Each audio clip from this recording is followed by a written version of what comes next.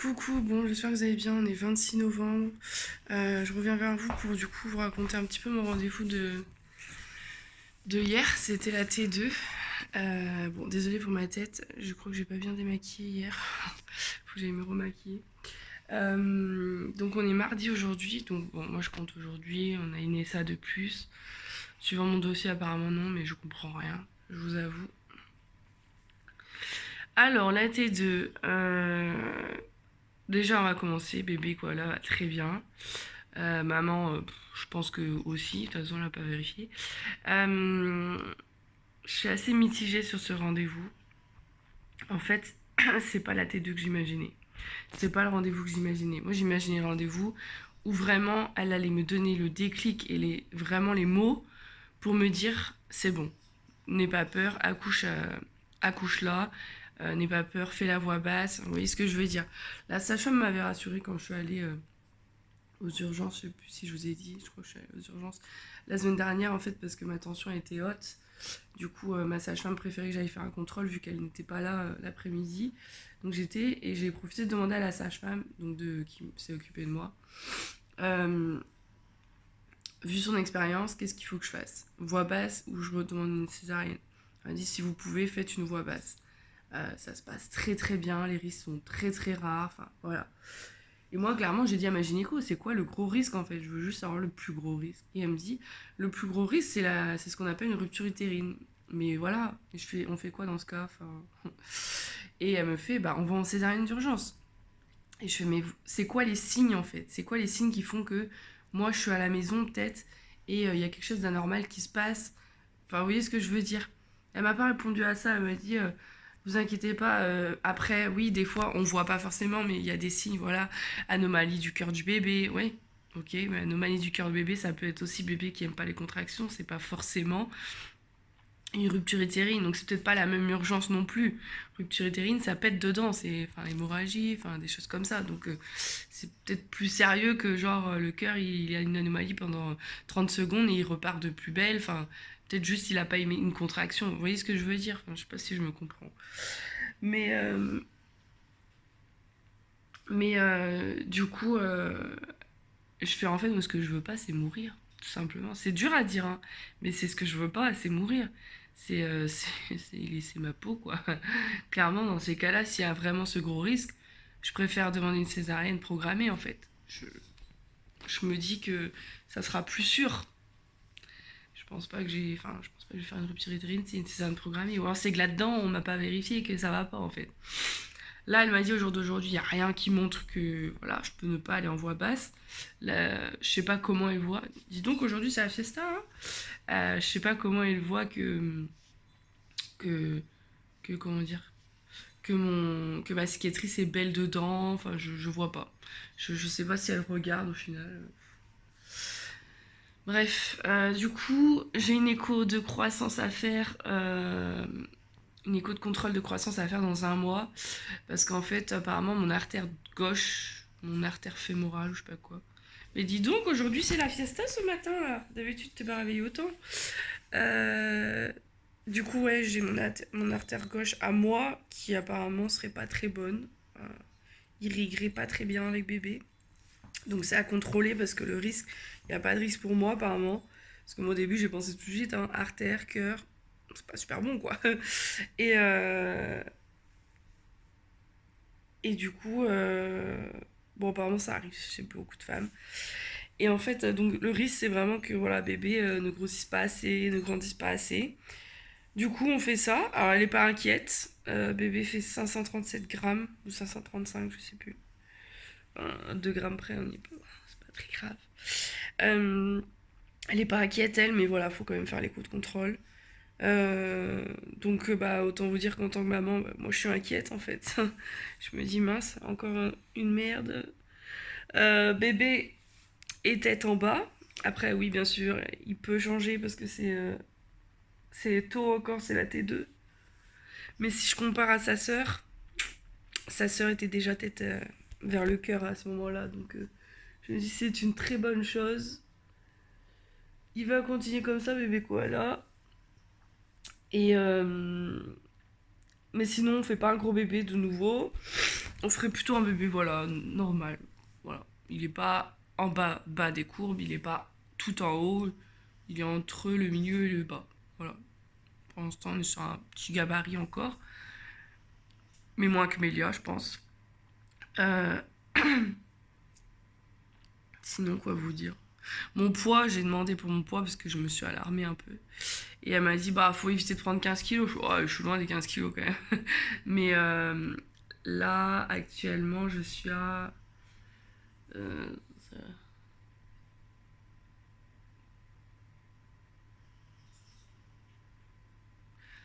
Ouais, je suis à 4-5 kilos. Ça dépend des jours, quoi. Je vais faire yo-yo. Je suis entre 4 et 5 kilos.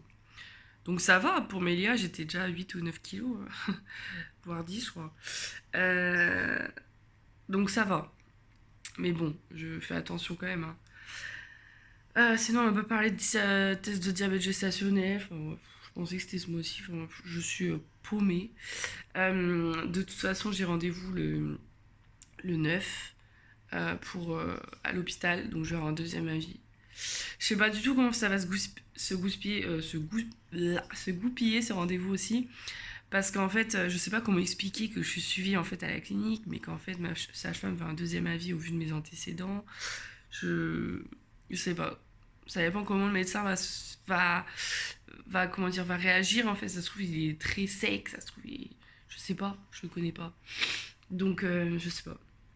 On verra. Je dirais que j'ai eu ma T2, hein. Nous, on veut juste, c'est avoir un deuxième avis, peut-être qui nous rassure sur le fait, peut-être que la clinique, elle est totalement apte à prendre en charge si moi j'ai un souci d'hémorragie, rupture utérine, des choses comme ça. Parce que le bébé, pour le moment, il va très très bien. Donc, lui, il n'y a pas de il n'y a pas, comment dire, il n'y a pas de nécessité à aller dans un grand hôpital, un grand niveau, vous voyez ce que je veux dire. Maintenant, dans mon livret de grossesse, ça dit comment choisir le lieu de son accouchement. Par exemple, les femmes qui ont de l'hypertension, il faudrait qu'elles aillent en hôpital. Donc, comme j'hésite à aller. Donc, pour le moment, j'ai aucun souci d'hypertension parce que j'ai ma tension qui revient toujours à la normale. Donc, je suis pas dans ce cas. Pour Mélia, oui, mais bon, pas dans ce cas, donc tant mieux. Si je pouvais ne pas en faire une, ce serait cool. Excusez-moi. Et, euh, et donc voilà. Et après, le 12, j'ai rendez-vous avec ma sage-femme pour l'hypnose. Je pense que ça va bien m'aider, ça va me rassurer. Ça vraiment, ça sert à... Pourquoi je sens pas le... S'il est là. Ça va vraiment m'aider à me détendre. Enfin, j'espère en tout cas. Peut-être à... Je sais pas, j'attends beaucoup de cette séance quand même. C'est vrai que je suis quand même stressée de la vie. Et, et le 31, on a rendez-vous du coup pour l'écho de croissance. Et après, fin janvier, on a rendez-vous pour l'écho T3. Donc ça va passer super vite au final. Je pensais que ça allait être long. Je pensais que j'avais le temps, vous voyez. J'étais loin de mon accouchement. Et en fait, j'ai l'impression que ça va passer une vitesse. J'ai même dit, mais il y a autant d'écart entre l'accouchement et la T3. Bah oui, oui, oui, hein, que la secrétaire me dit, ah, elle était aimable aussi. Ok, d'accord. Et donc sur la fin, je serai plus suivie que ma gynéco m'a dit. Pour ce que j'ai fait une prééclampsie, donc je serai plus suivie. J'aurai plus d'écho, j'aurai plus d'analyse d'urine, j'aurai plus de monito, j'aurai plus de cycle de tension. Bref, je vais passer ma vie à la clinique ou chez la sage-femme de nouveau. Donc là, c'est parti quoi, hein. On est parti à revivre ça parce qu'au final, j'ai une écho dans un mois. Et après, un mois après, j'ai la T3. Donc bon, c'est parti quoi. Tous les mois, je vais y passer. Mais bon, il faut ça. Mais en tout cas, j'ai redit à Mickaël, clairement, j'ai dit c'est moi qui prends la décision, mais il n'y aura pas de troisième. Une grossesse est trop angoissante pour moi. Ça me stresse trop en fait. J'ai toujours peur en fait. J'ai toujours une peur au fond de me dire et si, et si, et si. Et je sais qu'il faut pas faire ça. Mais j'aurais pas eu de césarienne, ça se trouve, j'aurais pas eu les mêmes peurs en fait. C'est ça le problème. C'est ça qu'on a du mal à comprendre. Merde. Les gens, ils ont pas vécu ma césarienne. Je l'ai mal vécu. Je l'ai vraiment. Je pense que j'ai été traumatisée en fait. J'ai pas pu m'occuper de Mélia tout de suite. J'ai pas pu la porter. J'étais complètement amorphe pendant des heures. Je voulais parler, je croyais que je parlais, mais il n'y avait pas de son qui sortait de ma voix. C'est horrible comme sentiment, c'est genre de voir enfin, de voir les anesthésistes revenir avec la sage-femme. Bah alors madame, qu'est-ce que vous nous faites? C'est pas très rassurant quoi.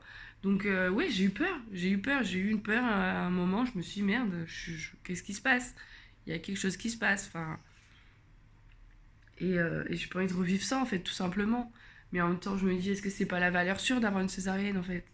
Je suis paumée, je suis perdue, je suis perdue. Là, je vais voir le médecin chez qui je vais quand mon médecin traitant ne peut pas me prendre. Parce que là, du coup, j'ai trop la gorge en feu. Enfin, je pensais que ça allait se calmer avec une tisane et tout. J'ai fait ça pendant 3 4 jours.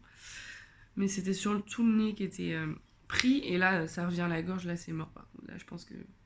Je sais pas ce qu'il va me donner, mais bon. Du coup, je vais profiter de lui poser la question à un médecin de plus. euh, Qu'est-ce qu'il ferait dans mon cas? Qu'est-ce qu'il me conseille en tant que médecin? Hôpital, clinique, je fais confiance à la clinique. Vous inquiétez pas, tout va bien. J'ai besoin en fait d'être rassurée. J'ai tout simplement besoin d'être rassurée.